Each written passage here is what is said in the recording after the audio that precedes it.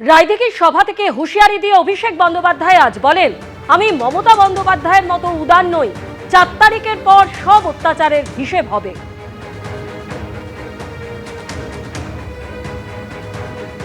সব হিসেব হবে।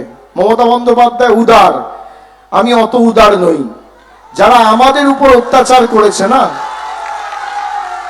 যারা আমাদের উপর অত্যাচার করেছে, বাংলার ক্ষমতা কি 4 তারিখের পর বোঝাবো।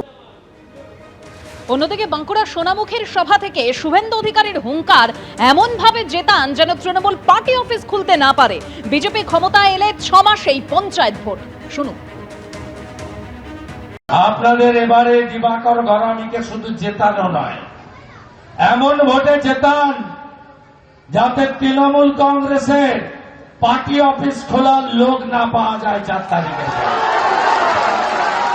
কথা দিয়ে গেলাম, চোর পঞ্চায়েত গুলাকে সব পাল্টে দেব। বিজেপি সরকার হলে 6 মাসের মধ্যে পঞ্চায়েতের নির্বাচন হবে, প্রকৃত নির্বাচন হবে।